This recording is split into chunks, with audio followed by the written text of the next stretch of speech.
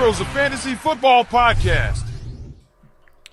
What is going on, everyone? Welcome back to another episode of the Heroes of Fantasy Football podcast. I'm your host for this evening, Matt High, joined by Chris Felice and Joe Capozzi. Joe, I want to start with you. How are we doing? I know you got a couple things going on in the Guillotine League, so... Yeah, so one in Dynasty, one in Redraft, so things are looking good there. And then I'm on the chopping block for Guillotine. It all comes down to Tank Dell tonight. So if Tank Dell does well, I'm out. But if he does not do well, then Mr. Josh Love is out. So we'll see.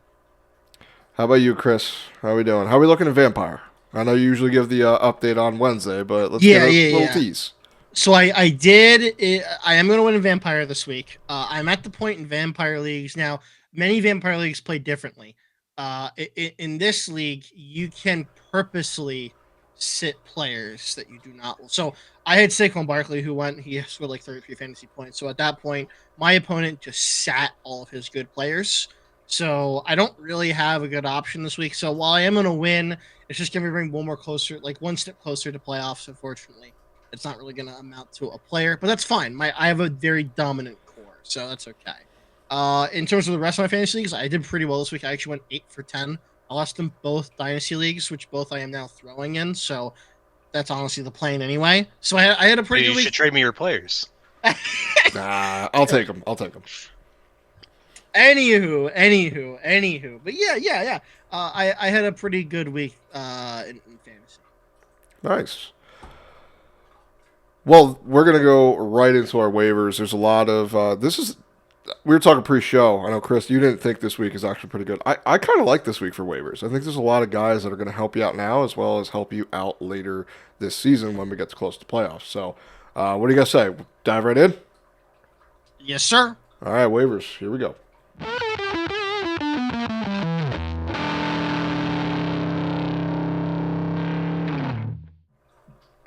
All right, so week 12, we got bye weeks. It's a little Byepocolypse going on right now.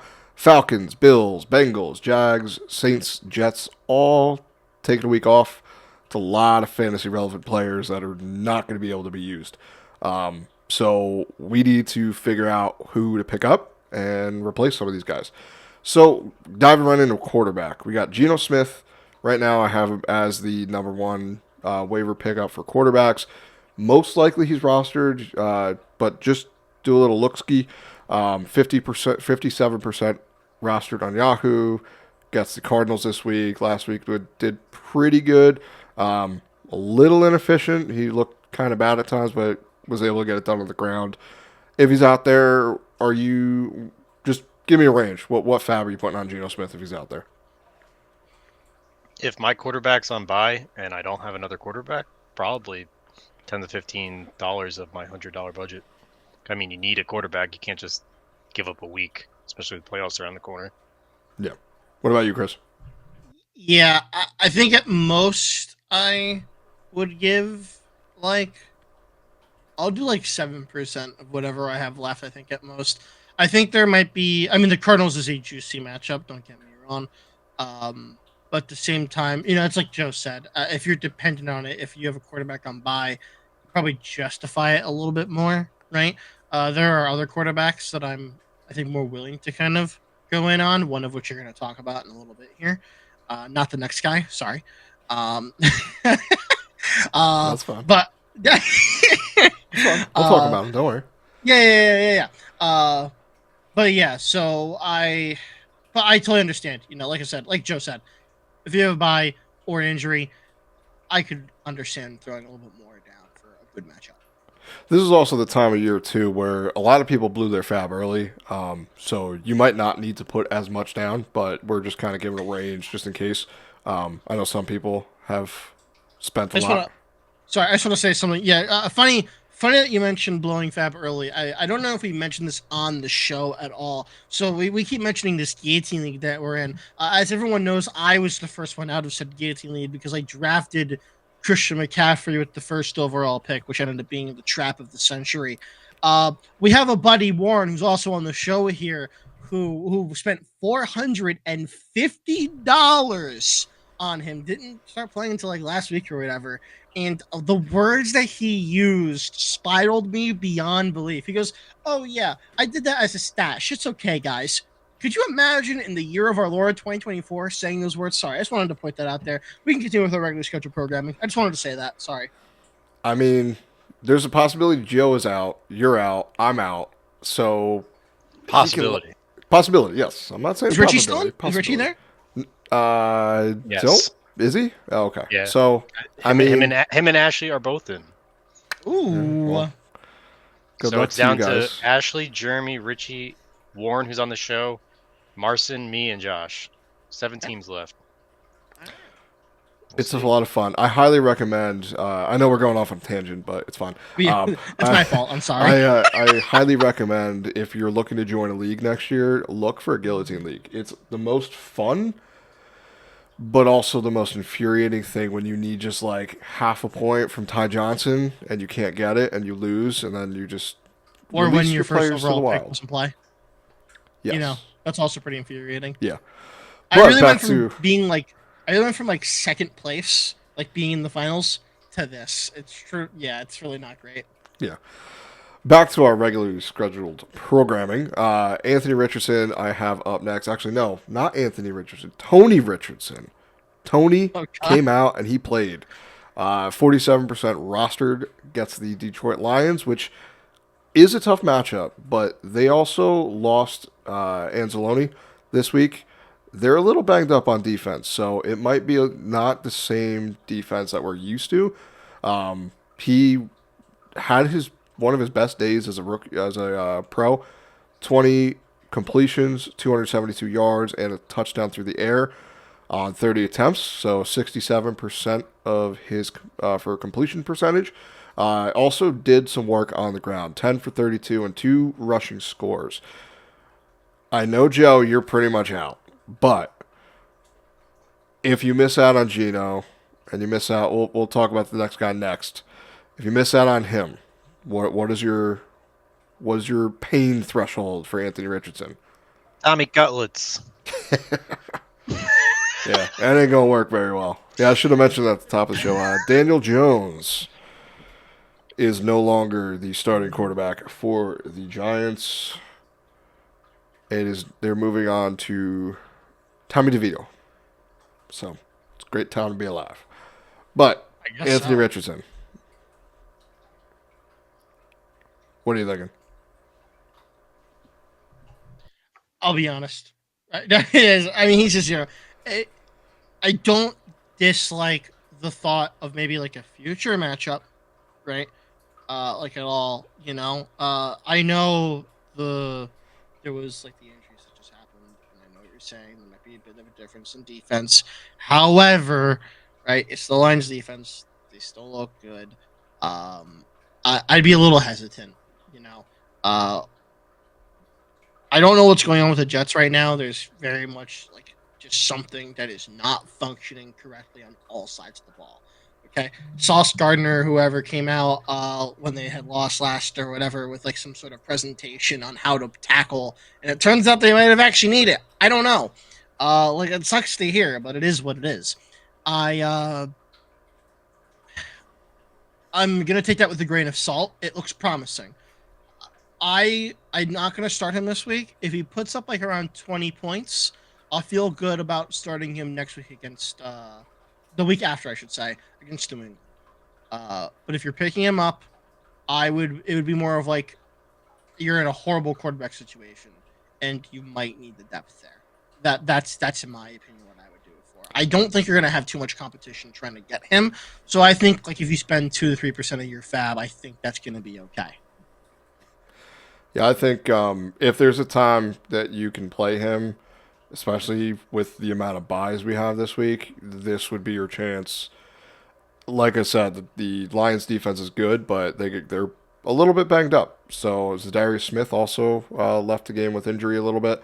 So there is a chance that he's going to be going up against a softer defense. And look, we just saw what the Lions can do. They put up 52 points on the Jaguars. They can score seemingly at will. So they're going to be needing to move the ball. And I think Anthony Richardson, this will be a big test for him. If he makes it through this one, And it looks, as good as he did last week. I think this is the start of something good. But we'll see. There's a lot to kind of go through. But next guy here is Bo Nix, 48% rostered. Gets the Las Vegas Raiders this week on deck. He had himself a game this week. 28 completions for 307 yards, 4 touchdowns, 33 pass attempts. Didn't really do much on the ground, which is surprising. But he didn't really need to, because when he scored the touchdown, the drive's over. So he didn't have to show us his legs, which is something he's really shown us all year long. And there's a conversation right now. In the beginning of the year, it was all Jayden Daniels is going to win Offensive Rookie of the Year. I don't know if that's a lock anymore. I think Bo Nix might give him a run for his money. What do you guys think of the Offensive Rookie of the Year? Is that looking still with Jayden Daniels, or are we thinking Bo Nix is going to have it? Yeah, go ahead. I think it's probably gonna be Bo. I mean, he looks great. I say this every single draft. Any quarterback that Warren is high on is a hit. No matter who he was high. The last one he was high on was Justin Herbert, and now this last draft he was very high on Bo Nix. And what I say, I'm like, when Warren is high on a quarterback, it hits, and Bo Nix is hitting. He looks great. So I think he's one of the best rookie quarterbacks in the class. Yeah, I think so. If you had the redraft, before you go, Chris, if you had the redraft the rookie class right now, knowing what we know through 11 weeks of football, what order are you putting them in? This is gonna hurt. That's probably. That's why I'll go first really fast. Jayden Daniels, Bo Nix, Caleb Williams. Caleb Williams and Drake May are very close to each other. And who was the fifth one? Michael Penix, but yeah, he doesn't count. All right, yeah, He just played. Yeah, just those 4. So the reason why I say Jayden Daniels over Bo Nix is because it's going to sound really weird. I trust the Commanders more to put a future around Jayden Daniels in a dynasty perspective than I do the Broncos. I don't know why I feel that way, but something about them butchering the Russell Wilson thing and them still owing that much money doesn't bode well in my mind's eye. So that's what I'll say there. What's your order, Joe? For just the quarterbacks? Just the quarterbacks, yeah. Okay. Yeah, I think Jayden Daniels is still my number 1, followed by Bo Nix, then Caleb Williams, then Drake May. It's unfortunate because J.J. McCarthy looked really good before he was out for the season. Yeah. He'd probably be up there. I think I'd still take him over Penix here because he's almost guaranteed that job when he comes back. And Penix's job is further in the future, so Penix is my last one. Yeah. All right. Yeah, my order would be Jayden Daniels, Bo Nix, Drake May, actually, because I really like what I see from him, and he doesn't have many good players, so if he's able to do things.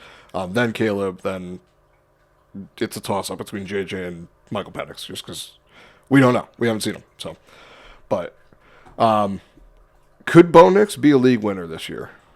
If you had, would you be aggressive with him on waivers this week? Because this is the cheapest you're probably going to get him. I will say, personally, for start to answer before, I think it was Jayden Daniels' award to lose, and he's losing it now. I think if he just simply stayed consistent, he would be Offensive Rookie of the Year. That's not what's happening, which shows cracks in the armor. He's progressively getting better. And to answer the question now, I think he very well meets the criteria of a quarterback league winner in that position. Random guy, definitely didn't get drafted. You picked him off of free waiver wire. I picked him up in 4 different leagues, and I'm just starting him. I don't really care about the matchup at all. I'm just starting Bo Nix. Yeah, he looks good. All right, we're gonna move on to running backs. As usual, running backs are kind of rough this year. There hasn't been a lot because there have been injuries, but it seems to be on other positions. This is like one of the healthiest years we've had for running backs, which is really, really bizarre. There's 3 guys really that you should pay attention to. All of them are handcuff running backs, but they could eventually work their way in to a rotation. Jaylen Warren, 53% rostered on Yahoo, so just do a check. Gets the Cleveland Browns this week. Last week, he started seeing a little bit more snaps. He went 9 for 41 on the ground, but also had 4 targets, caught all of them for 27 yards. Najee looks good, but I think Jaylen Warren, the big thing with him this season is he hasn't been healthy. Now I think he's starting to get a little healthy, so down the stretch, Najee's had a lot of work. Is this something you guys think maybe he gets a little bit more work to finish out the year? I mean, they're in first place, so, which is really weird. I did not expect that, but here we are. Mike Tomlin, you're amazing. What do you think, Chris? It's hard to say. I'll be honest with you. I'm not a huge fan of doing the guessing game for any position. I'm really not a huge fan of doing the guessing game for the running back position specifically, because that one gets really bad, I feel like. Like if it doesn't hit, it hits you really hard. That's like a 1-point game sometimes a week. I think there's chance for him in the future. Maybe. Dynasty thought. I'm gonna avoid him most if I have Najee Harris, I think, on my team. Like these, like as you said, these are definitely handcuffs, and I think only handcuffs he's gonna talk about. I don't like any of these guys just like taking a random shot on them personally. Joe, are you same boat? Same as Chris. Nothing super exciting, but if you're desperate for running back, especially with the buys coming up, any of these guys in a running back slot will get you through a week. You know, out of the 3 we're talking, Jaylen Warren is probably my favorite out of them. So, all right, next guy here is Trey Benson, who started getting a little bit more work right before the bye. He is 20% roster, gets the Seattle Seahawks on deck.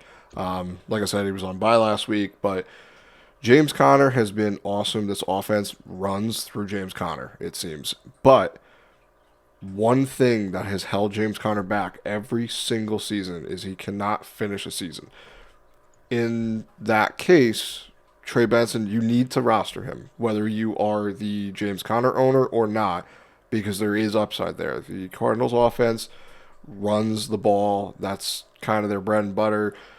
Kyler's been looking good. They're competent for the most part, so I think this is definitely something you need to pay attention to, because in championship week, like in the playoffs, he could be one of these names that we're talking about next year. About look what he did last year.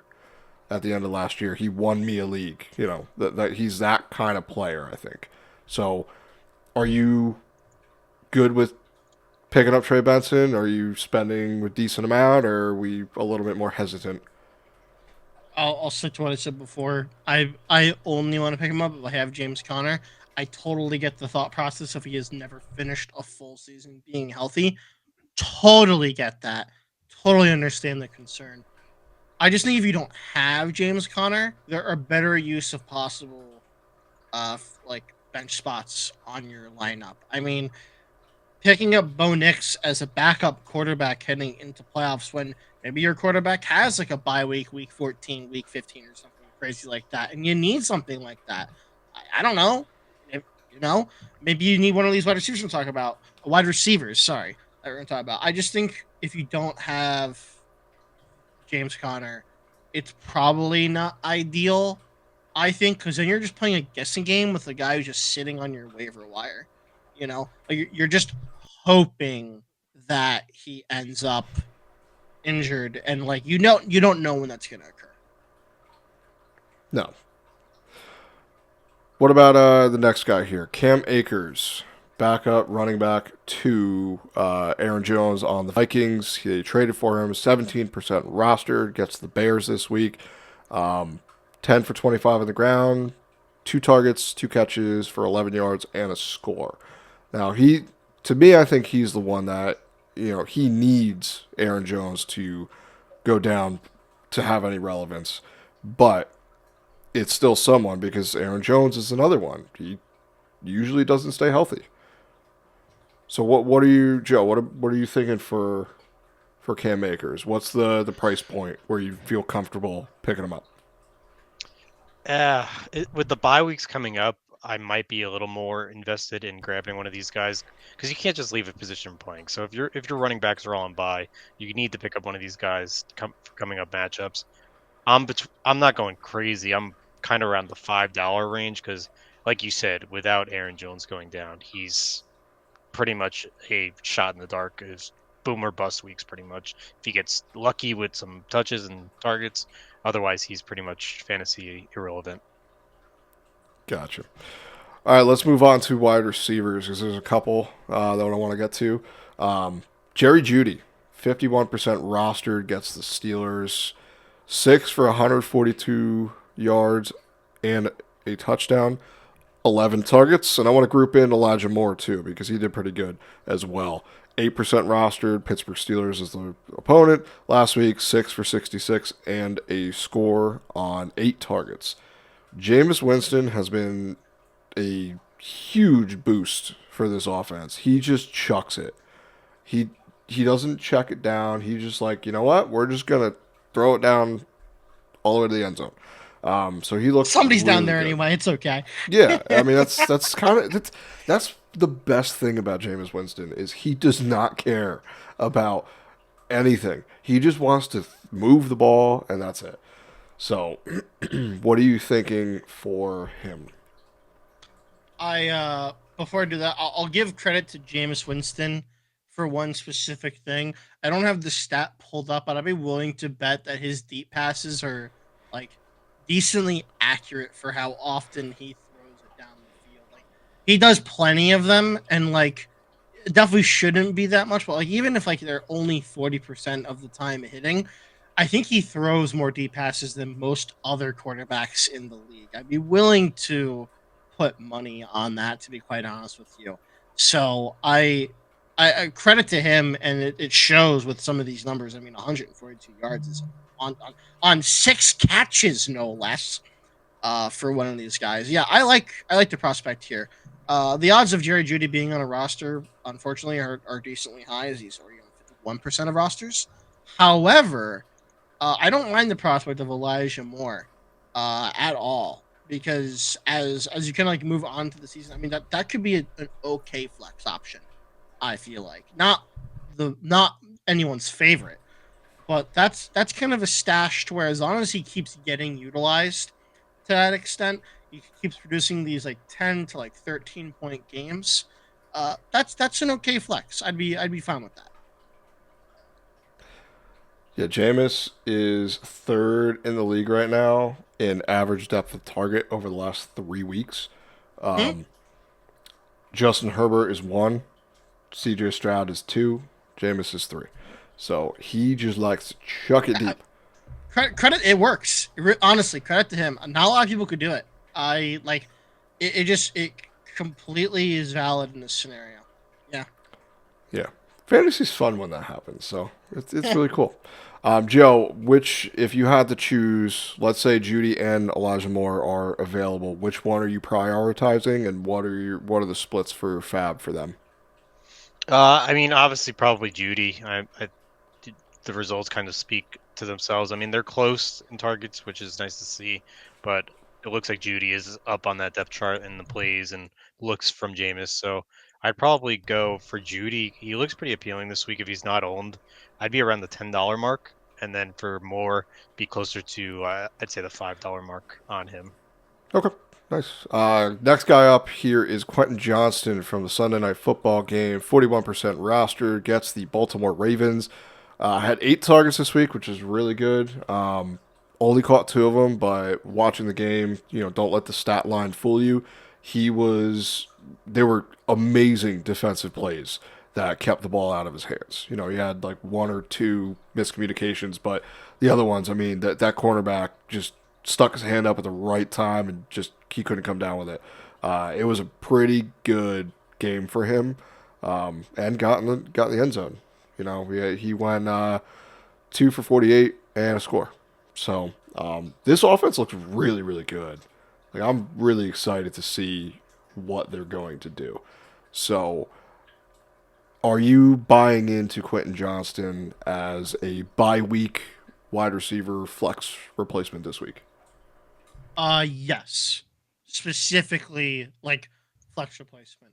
Especially this week. Play any Chargers receiver, like Lad McConkey or this guy. Baltimore Ravens secondary sucks right now for some reason. Don't know what's going on there. Don't know Tell what that to happened. Russell Wilson, my True. quarterback start of the week this week that let me down real bad. That might be more on Wilson. Maybe. I don't know. I'm not sure. But stats say that they suck at secondary.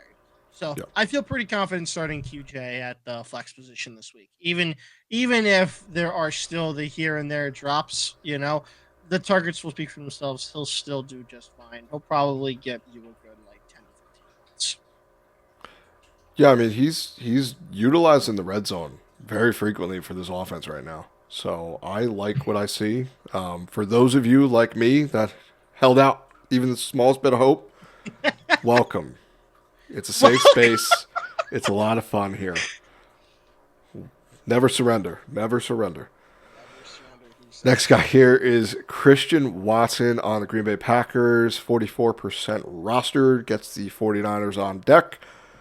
Caught all 4 of his targets for 150 yards. No score last week against the Bears. This, to me, I'm not buying in because this is what Christian Watson does.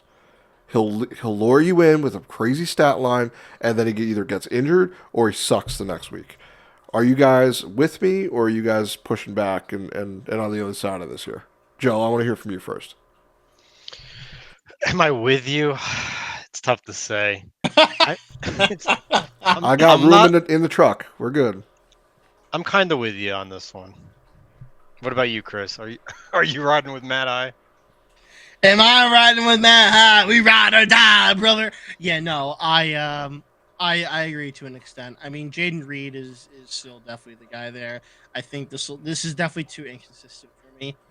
Maybe pick him up and slot him there. I kind of like. I know before I was saying that you shouldn't pick up the running backs and hope that something happens. Picking up the wide receiver is, I think, a little more forgiving because it's a wide receiver. There are more opportunities for it to kind of matter in your flex spot than a handcuffed running back. This is something I'd be okay with you picking up and kind of just holding for a little bit, just in case, because I think Christian Watson is a good player. We're now seeing the effect of the too many mouths to feed on the Packers. I mean, lo and behold, I'm sure we're going to talk about it on Wednesday, but we saw the fallout of Tucker Kraft. Rest in peace. Tucker Kraft, you mean? Yeah, giant goose egg. We're seeing a little bit of the fallout of the kind of like the bad side of this. Everybody gets a target. Everyone gets equal amount of shares. Not everyone does well with it. Stuff happens. So it's definitely a little iffy. Stash him if you want, but you don't have to. Alrighty. Demario Douglass on the New England Patriots is our last wide receiver this week. 28% roster, gets the Dolphins, which is seemingly a tough matchup. It seems like they're more, you could run on them a little bit better than attacking them through the air. But a lot of that was because Tua was out for the entire year, and it was just rough. So all you did was got up to a lead and just ran the ball down their throat. Now that they can put up numbers, I don't know if they can, they can put up points now. So I don't know if they're going to be able to run as effectively. He went 5 for 59 on 7 targets last week. Drake May, I think he looks like the real deal, in my opinion. So I'm looking for that number 1 wide receiver with a quarterback like that, and I think that's Demario Douglass. Shout out to Dark. What fab are you spending on Demario Douglass if you don't get any of the other guys that we mentioned? I'd actually dollars. Yeah, I'm actually kind of right around where Chris is $8. I mean, Drake May looked pretty good. I was impressed watching him play. So there's not much competition over there besides Hunter Henry. So. Yeah, it's Keyshawn Boutte did a little bit, but he's one of the flukiest people. They just sent away Tyquan Thornton, so say goodbye to that second-round draft pick. Kaboom! Hunter Henry looks good, so I think the Patriots, they don't have a good record, but I think this is going to be one of the years where next year, look at their draft capital. I think this is going to be one of those teams that we're talking about next year. That's like they're going to have a huge boost. They're going to bring a wide receiver in because they have to. They don't. I don't think they have everyone under contract next year, so they're going to lose a couple of guys. And they bring in a young rookie wide receiver or go after like a T. Higgins in free agency. I'm going to be very bullish on Drake May next year if that happens. They're doing. Obviously, we have to wait till the draft and kind of see how the offseason works. But I like the steps they have taken so far to rebuild their franchise. Yeah. All right, moving on to tight end, our favorite position. But this week, Chris really likes the tight ends this week, so let's get to it. Jonnu Smith, 53% rostered, was a savior for me this week because I had Cade Otton on bye and did not want to play Jake Ferguson. He has the Patriots up next. Last week went 6 receptions for 101 yards and 2 touchdowns on 8 targets. He's basically cannibalizing any target that goes to Jaylen Waddle. He looks good. Sorry, I just love how you said that. Jaylen Waddle is. Do you drop Jaylen Waddle? Jonnu Smith is taking over that number 2 receiver role. This is something that has never really happened. Like Mike McDaniels does not use the tight end, except now we have Jonnu Smith, so we have to use the tight end. Makes no sense. No, but it doesn't. If he's out there, he's probably not. If he's out there, fab. What do you I will say, sorry, before I answer my fab, this 53% number is a little baffling to me. I just checked all my leagues. He was, in all my ESPN leagues, he was available in 6 of them. So, he might be there. Do yourself a favor and check. And with that being said, in fab, I can't believe I'm saying this. I might throw like $10 on this guy. I might rely on him to be my future stud tight end for the rest of the season. I think. I kind of thought he was a trap at first. Then he did it 2 weeks in a row. Joe, what do you think? Yeah, no, he looked really good. He looks heavily involved in the offense. I'm going out and getting him, especially if you're someone like me that started Tucker Kraft and got a big old goose egg. I wish I had Jonnu Smith. Well, guess what? You can't have him because I got him. Damn! Yeah, he's on my team. Put your foot down. Yeah. No, this isn't guillotine. You're not in that league anymore, Matt. No, I'm not. No, I haven't been in that league for a couple weeks. Yeah, bro, same. I haven't been there for 11 of them. So I made an early exit. It was really hot in there, so you made an early exit. You? Yeah. Well, don't worry. Kidding? Next year I'll be out first. That's how it works. Next guy here, Zach Ertz, 33% roster, gets the Dallas Cowboys, who are terrible on the defensive side of the ball right now and the offensive side of the ball. 6 for 47 and a score on 7 targets. I mean, again, follow the targets. He's involved. Chance for a touchdown. Jane Daniels looks like he's getting a little bit healthier. I mean, he's been bothered by health the past couple weeks, but as he gets healthy, I think Zach Ertz is he's a guy you could start. Are you willing to spend anything on it? He's probably like a $1 or $2 fat bit for me. I agree with you. Yeah, 3 at most for me. I mean, same as usual. I feel like we mentioned this guy almost every week. And he still does okay. He still does fine. That's like you're thinking about the next guy is Hunter Henry. We mentioned Hunter Henry's been on. I looked at the show docs. He's been on for 6 weeks in a row, and he cannot hit the 50% mark. He's at 45% rostered right now. Gets the Dolphins 6 for 63 on 9 targets. We just talked about Drake May. Just go pick him up. Pick him up, please. Are you not listening to us? Follow the Pick 'em targets. up. My guy's got 9 targets. Are you not listening? Drake Mang, golden hands to the moon. Hello, Just are pick 'em you up. there? Come on. Next week, week 13, I don't want to have to mention him. Okay? Let's just put that out there. Just pick him up because then you don't got to worry about it. Okay.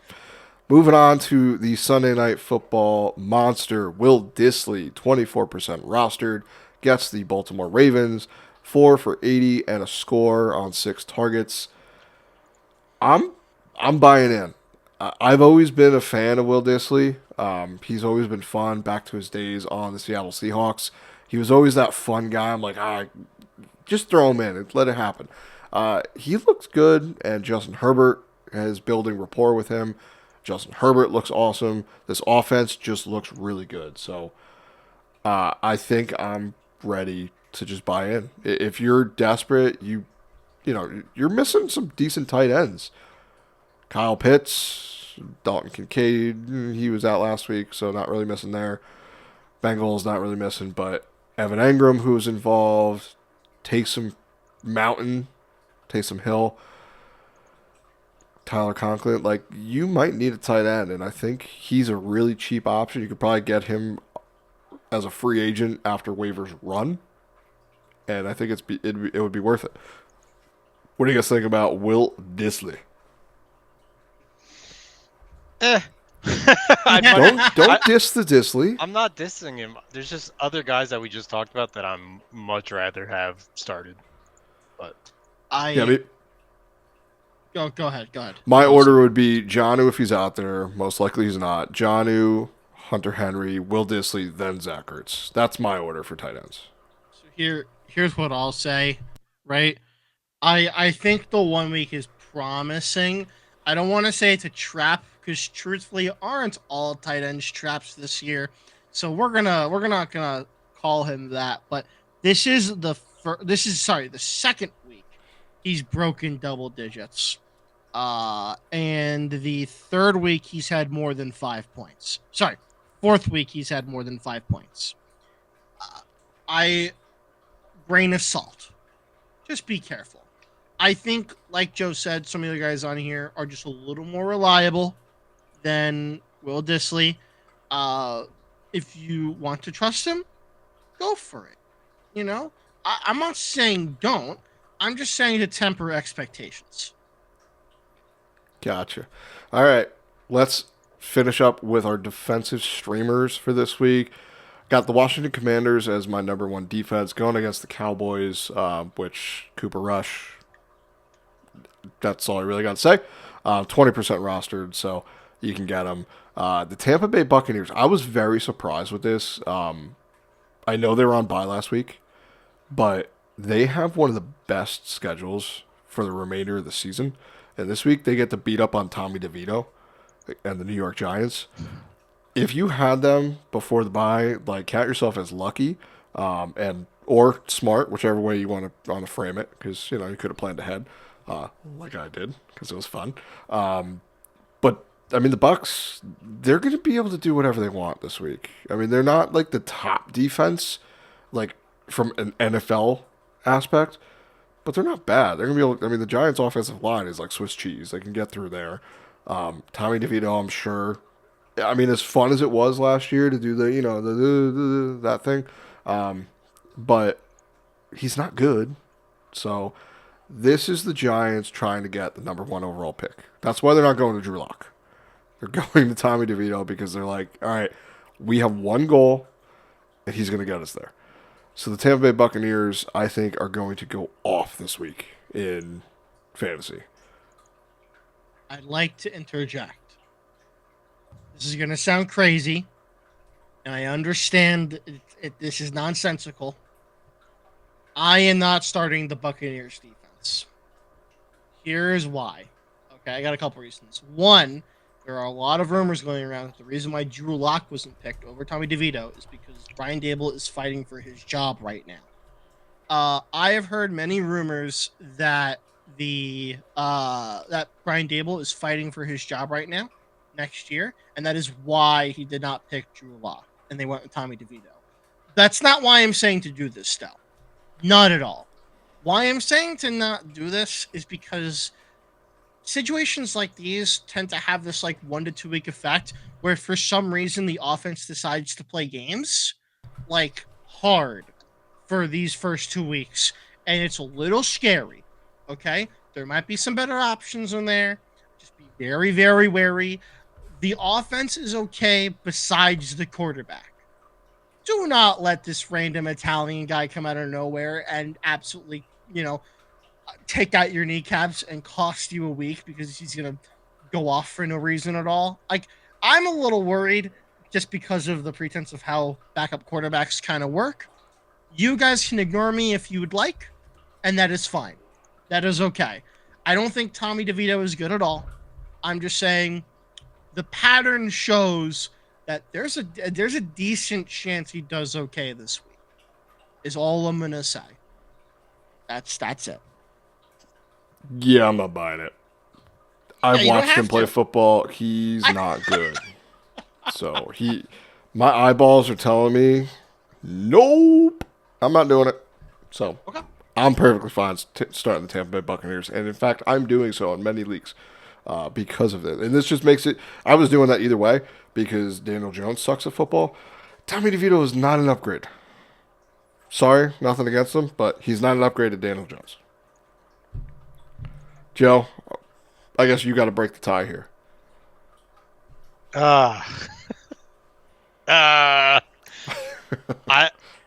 It can't get worse than Danny Dimes, so maybe he's a little bit of an upgrade. But yeah, no, I like the defense against the Giants. The Giants, as an avid Giants fan, suck right now. So we're not bandwagoning. We're in the trenches. So I'm starting any defense against the Giants right now. If you had to be a bandwagon jumper, what team are you hooking up the trailer to? I like this. Oh, that's tough. I like the Lions a lot. That's mine. True comeback I'm a big story. Lions guy. Although I do love the Vikings because I love Skull and the Sam Darnold story with the first round pick going down, and here comes Sam Darnold redemption arc. Pretty cool. So and I love the Bills because my grandma's in upstate New York, so she watches the Bills every week. So and they just beat the annoying undefeated Chiefs. So true. They are our heroes right now. They really are. They're the league, the NFL heroes. They are. Script writers be damned. I don't care. I want them to lose. But that's going to wrap things up for us this evening. So thank you again for tuning in. We really appreciate it. If you could do us a huge, huge, huge favor, go down, hit the subscribe button, hit the like. You could share it with your buddies or your friends, your family, anyone that you want to. Really helps us out. And leave us a comment on what your your number one waiver wire pickup is this week, or guys you're looking to drop, and we'll give you an idea of which guys you should drop them for. We love hearing from all of the listeners. Really appreciate all you do. We wouldn't do this if it wasn't for everyone that is listening right now. So I appreciate it from the bottom of our hearts. Thank you very much. But we're gonna hop out of here. Wednesday night we're gonna be recording our usual start and sit. So maybe we'll have a little discussion on there as well about the lay of the land currently. So tune into that. We will see everyone later. So long. See ya. Thank you again for tuning in to another episode of the Heroes of Fantasy Football podcast. Follow us on Twitter at TheHeroesFF.